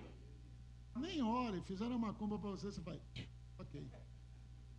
Você não está debaixo do império das trevas. Amém, amém. Império é domínio, você não está mais debaixo do domínio. Então macumba não pega na sua vida, feitiçaria não pega na sua vida, praga não pega na sua vida. Porque para pegar em você tem que passar por cima do sangue. E o sangue lembra. Então naquela época, quando o escravo era vendido, na época de José mesmo, quando o escravo era vendido, eles vinham e marcavam o lugar com sangue. Significando dizer o quê? O escravo que estava aqui foi comprado e tem um dono. É igual naquela hora em que Deus vai tirar o povo do Egito. Então Deus diz, ok, nessa noite, vocês vão imolar o cordeiro, vai pegar o sangue e vai marcar a casa de vocês. Quando o anjo da morte vier e ver o sinal do sangue, ele vai passar por cima e nenhum primogênito morre. Na casa que não tiver a marca do sangue, o primogênito ali vai morrer. Então eles mataram o cordeiro, tomaram a ceia, pegaram o isopo e marcaram a frente da casa com sangue. Lá vem o anjo da morte. Vê o sangue, passava por cima. Eu perguntei, mas Deus, o que significa isso? A Bíblia diz que o sangue de Cristo fala coisas superiores ao sangue de Abel. Estão comigo até aí? O que você acha quando aquele anjo da morte passou, que viu o sinal do sangue? O que o sangue falou para ele? O primogênito aqui já está morto. Você não precisa matar e nem vai matar ninguém. Porque o cordeiro já foi morto antes da fundação do mundo, gente. Diga, eu estou debaixo do sangue. Olha só, para o reino do Filho do seu amor, você sai de um império. O império é algo conquistado por um imperador que oprime. Mas agora você vai para um reino. O reino é passado de rei para príncipe. Agora você entende por que Jesus teve que ir? Porque enquanto um rei estiver no lugar, você nunca será rei, você sempre será príncipe. Então Jesus precisa ir. A ida de Jesus torna você o quê? Viu o príncipe Charles? O que entrou mais tarde no emprego? A velhinha parece que não morria. 100 e poucos anos, eu acho que ela viveu. E ele estava lá. E por que ele nunca assumiu? Porque a rainha estava viva. Enquanto o rei estiver vivo, você sempre será príncipe. Mas a Bíblia diz que ele nos fez reis e sacerdotes. E para reinar sobre a terra, eu preciso assumir a posição de rei. Aí Jesus disse, é melhor que eu vá. Oh, aleluia. Então a ida dele lhe torna o quê? E qual é a função do rei? Reinar. Como é que um rei governa? Com palavras. Então, não é maravilhoso ser diferenciado entre rei e caçador? O caçador, ele sai à procura de provisão. Ele acorda mais cedo, ele se prepara, ele fica na espera, e tem até uma profecia para ele, tem um dia da caça do caçador, coitado se for o dia da caça. Mas você sabe que ele tem que preparar tudo para poder ter. O rei já acorda com tudo pronto. Amém, amém. E qual é a função do rei? Acordar para reinar. Amém. Diga para o senhorzinho, eu sou rei, aleluia. Versículo de número 14, no qual temos, diga temos. O que é que você tem? A redenção, bênção. Você está redimido. Se você lê a lista das coisas da maldição da lei, ticica, fome, febre, encrestamento, ferrugem. Você coloca um negócio e quebra, você não, a pessoa coloca um negócio e quebra, nada dá certo para ela. Mas a Bíblia diz, Cristo nos resgatou dessa maldição, fazendo-se Ele próprio maldição em seu lugar. Agora você não é um maldito. Lembre-se, você não é um doente procurando cura. Você é um sarado protegendo sua cura. Amém, amém. O ato de você dizer eu sou curado, não é para Deus te curar. Ele já fez isso em Cristo e ele está resolvido. A obra de Cristo é assim, está consumado. Acabou, você está curado. Agora o diabo vem através de sintomas e através de circunstâncias para tentar roubar. Agora você mantém sua cura dizendo, eu sou sarado.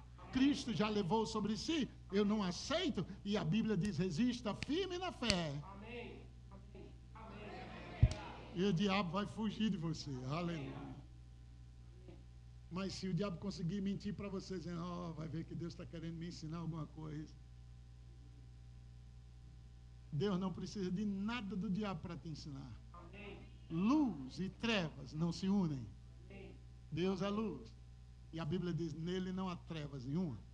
Só que trevas, na Bíblia, não é só escuridão. É a ausência da luz, de conhecimento. Luz, na Bíblia, é revelação. A Bíblia diz, a entrada da palavra da luz. Lembra quando as mulheres estão grávidas e fulano deu a luz? O que é que aconteceu? Algo nasceu. Se você deixar a palavra entrar...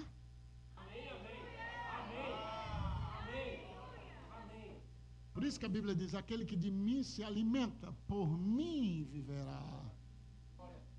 Então pare de viver pelo seu salário.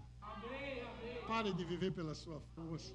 Pare de viver por aquilo que as pessoas estão dizendo, você é isso, é aquilo outro. Elas estão olhando para o seu passado. É isso que o diabo faz, olha seu passado e quer trazer. Vai você diz, ei, não vivo eu. As coisas velhas se passaram. Tudo se fez novo. Agora Cristo vive em mim. Aleluia.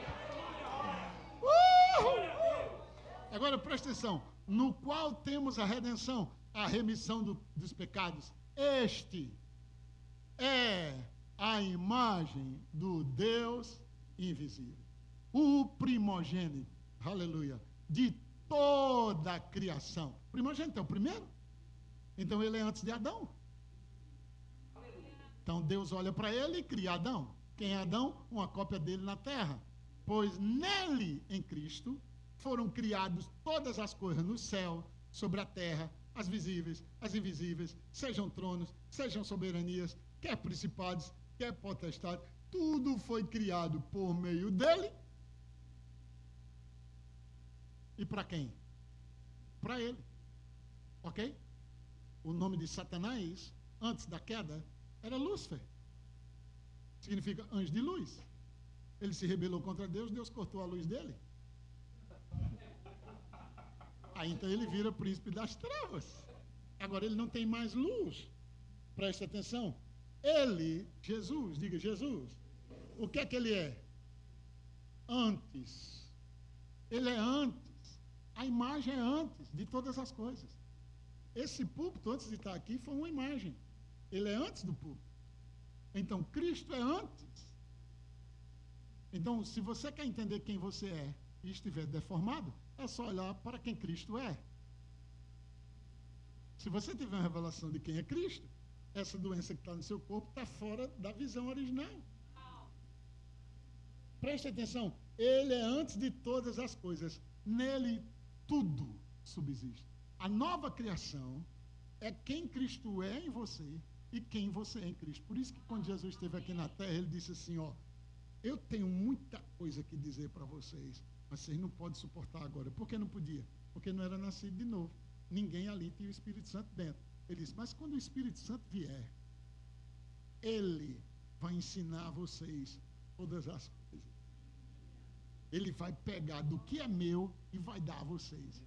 Por isso que quando Paulo entra no chamado, ele diz, olha, eu não o conheci segundo a carne, mas Cristo eu conheci glorificado. Eu tive uma visão de quem ele é. E quando ele veio e me ensinou sobre a ceia, aleluia. E agora nós somos o corpo dele. Como ele partiu aquele pão, ele está dizendo, isto é meu corpo e agora isto é meu sangue. Quando você comeu o pão e bebeu o cálice, saiba que você está comendo algo de mim. E que agora você é meu corpo e meu sangue corre em você. Por isso que diabetes não pode pegar na sua vida, porque o sangue de Cristo está aí. Nenhum tumor vai se desenvolver na sua vida, porque a sua vida agora não é mais pelo seu sangue natural. Sua vida é o Espírito. Por isso que você pode dizer comigo, a lei do Espírito da vida em Cristo Jesus habita em mim agora.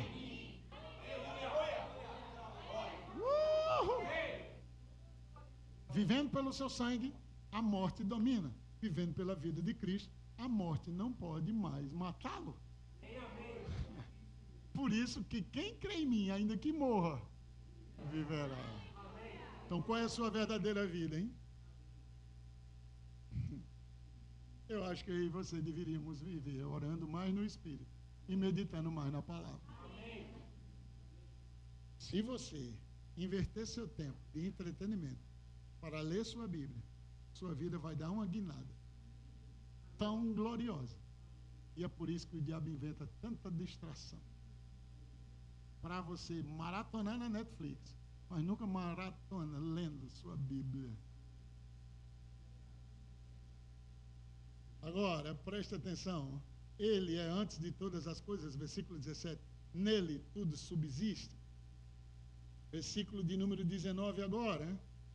Porque aprove a Deus que nele residisse, habitasse toda a plenitude de Deus. Diga, toda plenitude de Deus está em Cristo. E aonde Cristo está? Uau! Agora, quem tem toda a plenitude pode rir no meio da pressão?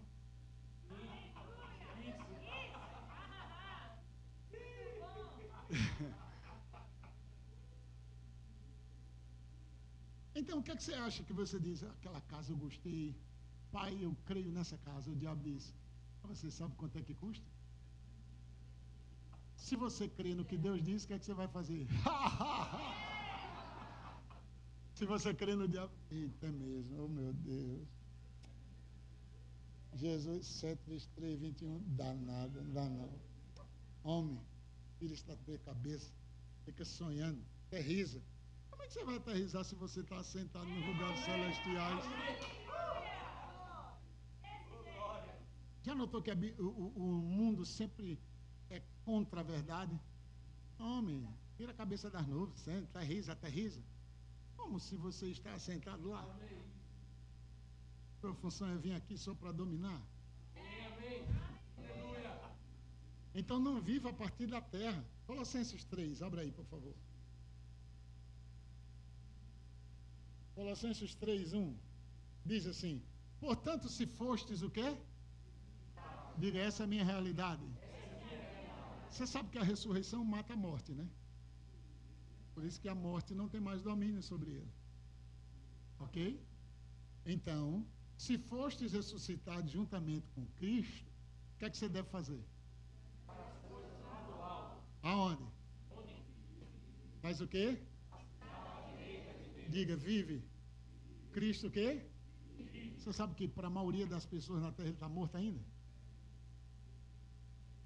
Agora, a minha pergunta é, se ganharam dinheiro contando uma mentira sobre a ressurreição, imagina contando a verdade.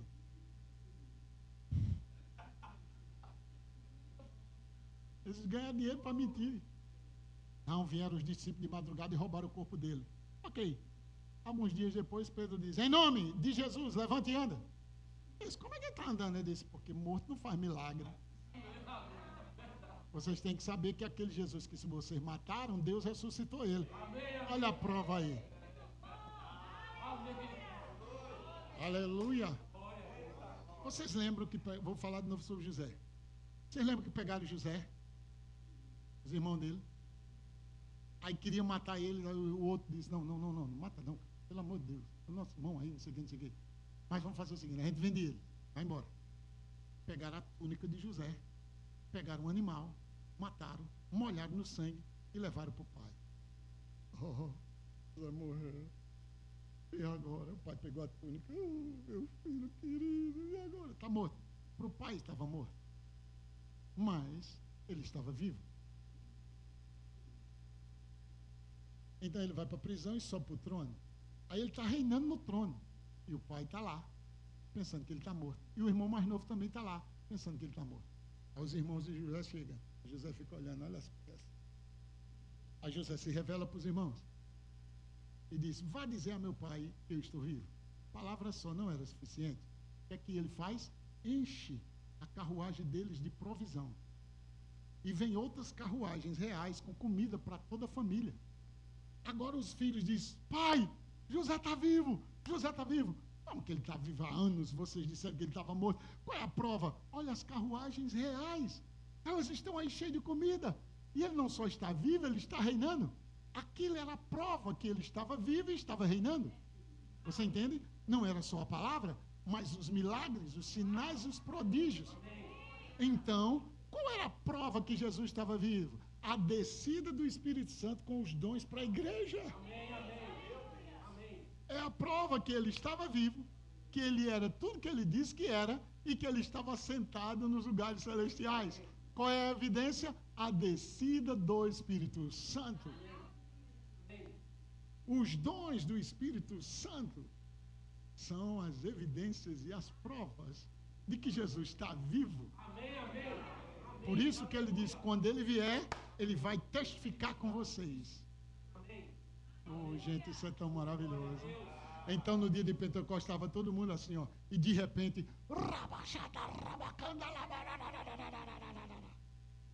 dia de Pentecostes. Então, dali em diante, o diabo distorceu o Pentecostes. Mas sabia que no dia de Pentecostes os cabas estavam tomando manguaça?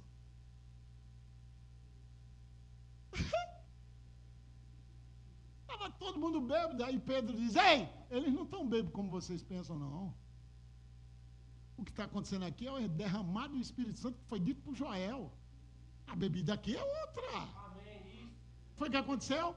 Eles receberam Jesus, foram salvos. Então aquele Pentecostes estava desviado. Estou quebrando um monte de doutrina agora, né?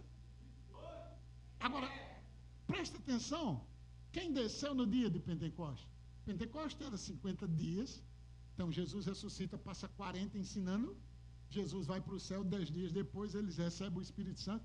E o que é descido do Espírito Santo? Um sinal. As línguas eram um sinal. O que é as línguas? Uma evidência. Evidência de quê? De que o Espírito Santo estava dentro. É uma prova. Então, o diabo sabe que quando o dia de Pentecostes aconteceu, vendo do mundo do Espírito, ele viu aquele que pairava sobre as águas entrar dentro do homem. E agora, o que é que ele pode fazer com o Espírito Santo dentro de você?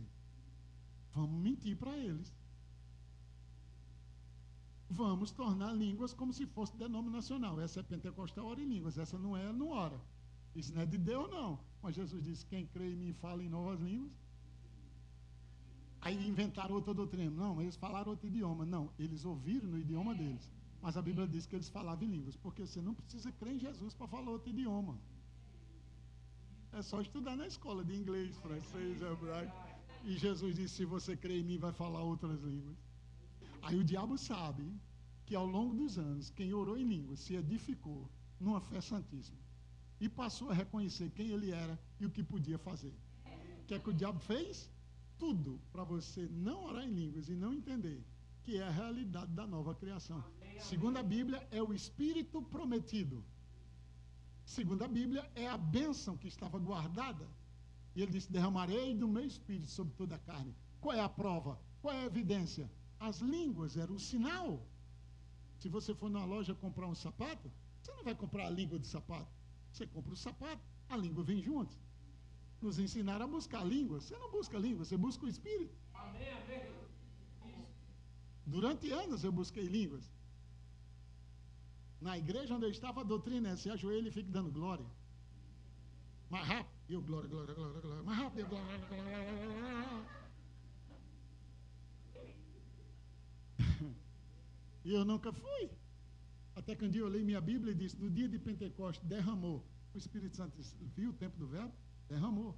Não vai ser derramado, já foi derramado. Eu me ajoelhei e disse, eu recebo em nome de Jesus. Mal eu toquei o segundo joelho no chão. E eu penei para receber o batismo do Espírito Santo. Se eu contar a minha história, você vai chorar aí, aleluia.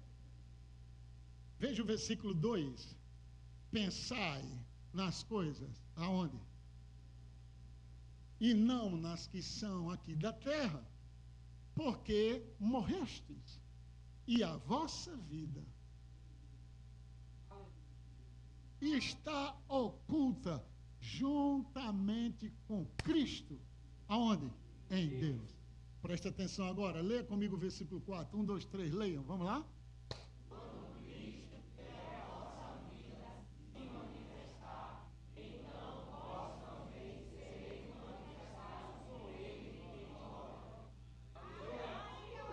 Quem é a sua vida? Quem é a sua vida?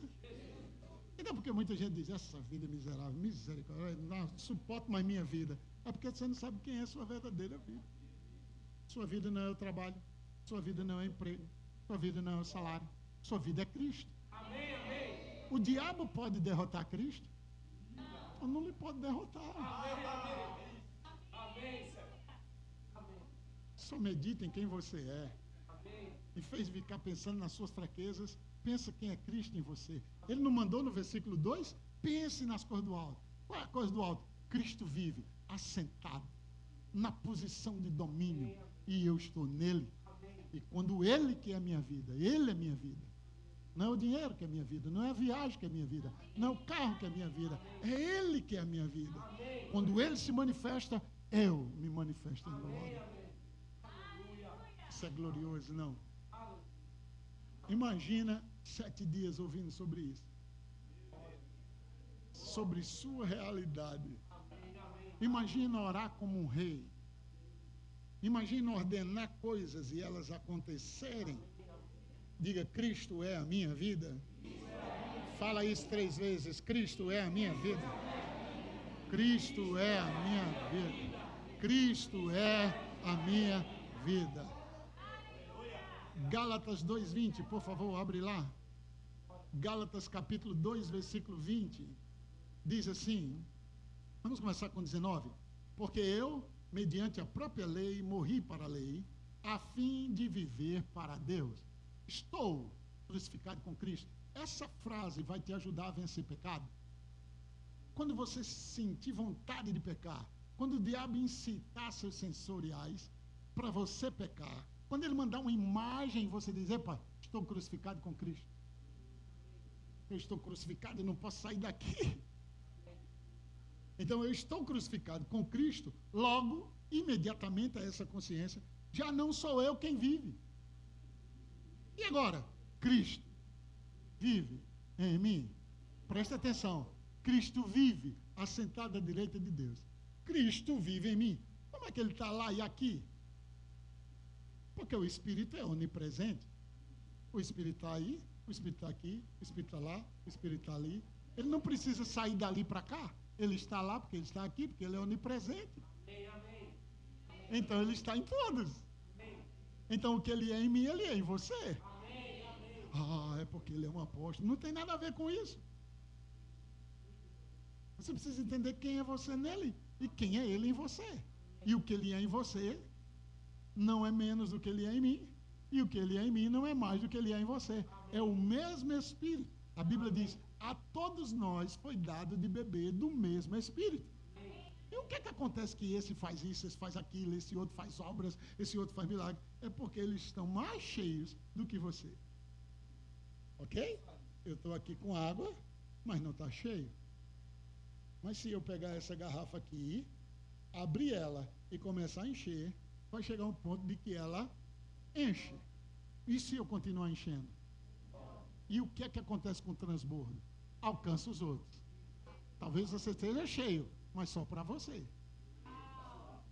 Mas se você continuar se enchendo, Deus vai começar a transbordar o dele. Veja, o que vai molhar os outros não é o copo, é o que está dentro. E a Bíblia diz como é que você se enche do Espírito? Com salmos, hinos e cânticos espirituais, orando no Espírito, se edificando a si mesmo. A religião fez o quê? Ah, vai orar de joelho, ali, só ali se pode. A Bíblia diz orando em todo o tempo no Espírito. E se você estiver orando bem concentrado, der vontade de ir no banheiro, você diz, Deus, fica aqui que eu vou lá. Será que Deus sai de dentro de você quando você vai no banheiro? Ah, quando eu estava lá na igreja, a unção estava lá, agora eu estou aqui. Deus está lá. Não, Deus está em você. O templo é você. Você é o templo do Espírito Santo. Você carrega a presença em você. Aqui é um lugar que nós nos reunimos juntos com os irmãos, porque não cabe todo esse povo na sua sala. Por isso que se aluga um prédio, para os santos se reunirem. Imagina todo esse povo aqui, fora as crianças e os jovens, tudo na sua casa. E é por isso que a gente aluga um prédio, mas a igreja somos nós. Veja, hoje todo mundo passa aí e diz, ó, o verbo da vida é aí. Mas vocês vão para o novo prédio, né? Aí então aqui vai deixar de ser igreja. Então aqui só é igreja por quê? Porque você agora é templo do Espírito Santo? Porque ele está dentro de você. Amém. Aleluia. Estão comigo? Logo já não sou eu quem vive, mas Cristo vive em mim. E esse viver que agora tenho na carne, no físico, vivo o quê? Pela fé. No Filho de Deus que o quê? E a si mesmo se entregou por mim. Aleluia. Isso é tão poderoso. Agora, quando nós ouvimos essas verdades, não significa dizer que imediatamente será uma verdade para você. Agora, é uma verdade. Mas se você meditar e confessar e decidir praticar, ela passa a ser tão verdade para você quanto que é para Deus. E é aí onde sua vida muda. Porque fazer você entrar numa autoescola não te faz um motorista, até que você coloque em prática o conhecimento. Estão comigo? É a prática que define quem você é e aonde você vai chegar. Então você ouviu a palavra, mas agora precisa encaixar ela dentro de você. E o encaixe da palavra inclui duas coisas. Primeiro, remover o antigo e estabelecer o novo. E decidir viver com aquela verdade. Então agora você vai confessando a palavra, porque a confissão da palavra serve como âncora para a sua alma, para não deixar a sua alma ir para onde o diabo seduz. Então as realidades da nova criação é que você é justiça de Deus, que você está assentado, e eu finalizo com isso. Abra, por favor, Efésios capítulo 2, versículo de número 1. Ele vos deu vida. Aleluia. Uau, o que é que você tem? Que vida é essa? Abundante. Vida abundante. Da onde ela vem? De trono. De quem? De Deus. Então, o que é que ele te deu? Vida. Qual é a vida que está em você? Qual é a vida de qualquer enfermidade que pode vencer essa vida? Amém? Ele vos deu vida, estando vós mortos nos vossos delitos e pecados. Versículo de número 4 agora. Mas Deus, sendo rico em misericórdia, por causa do grande amor com que nos amou, estando nós mortos em nossos delitos, nossos pecados, nos deu vida, preste atenção, juntamente com Cristo. A mesma vida que ele deu para levantar Cristo dos mortos, ele deu para você. Pela graça sois salvos, ou seja, não tem nada a ver com o que você fez. Vou explicar a graça bem rapidinho para você. Imagine que você vai passando, me diga uma loja famosa aqui na cidade. Avan, C&A. Vai C&A mesmo. Você vai passando na frente da C&A. Aí o gerente diz, Arthur, vem aqui, por favor. Aí Arthur vem. Ele diz, como é seu nome? Sou Arthur. Não, Arthur, prazer, tudo bom? Venha receber seu salário. E seu salário? Aí você diz, quê? Eu não trabalho aqui. Ele disse, ok. É por isso mesmo. Aí Arthur diz, esse aqui é meu salário? Sim. E todo mês você vem aqui e recebe, tá? Aí Arthur disse, mas eu não...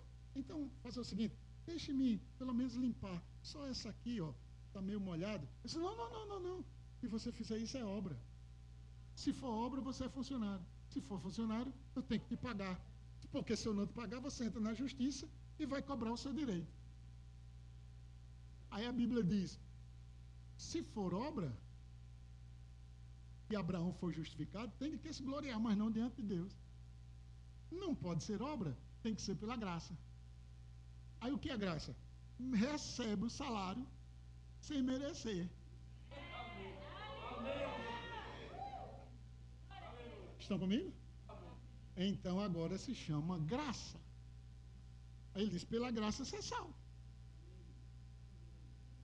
Por isso que as pessoas não entendem, eu tenho que deixar de fazer isso, fazer aquilo. Não, só precisa receber Jesus. Amém. Deixa de fazer isso, deixa de fazer aquilo, senão você vai para o inferno. Claro que ela vai pelo que ela está fazendo. Se eu estou numa estrada que lá na frente tem um buraco e um monte de placa dizendo reduza a velocidade e saia pela direita, e o buraco está na frente, 200 metros, 300 metros, e você ignora, o que é que vai acontecer? Se a humanidade continuar no pecado, onde é que elas vão? Então, eu não preciso mostrar para ela o pecado, eu preciso mostrar a saída daquilo. Estão comigo? Então, vamos finalizar aqui, versículo de número 6. E juntamente com ele, nos ressuscitou e nos fez assentar.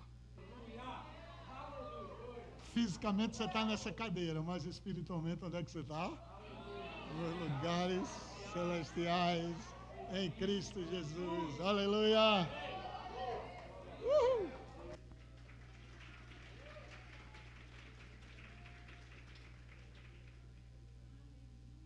Aleluia! Glória a Deus! Fala assim, uau! Uau. Meu Deus! Foi só uma degustação, queridos. Está chegando, dia 27, aula inaugural. Iremos iniciar provavelmente com essa matéria, a realidade da nova criação. E não perca essa oportunidade. O diabo vai dizer, não pode, não dá, não tem dinheiro suficiente, não tem tempo suficiente. Cadê os alunos aqui que já fizeram o primeiro ano? O diabo não diz essas coisas? Mas deu! Pôde! Conseguiu! Então, eles são prova viva que dá sim. O diabo é um mentiroso. A única coisa que ele é pai da mentira. Eu vou liberar vocês por conta do horário, mas estaremos lá embaixo à disposição de tirar a dúvida de vocês. E fiquem ligados na rede social, estaremos tendo lives poderosas aí. E em breve também mais algumas aulas demonstrativas. Muito obrigada por terem vindo.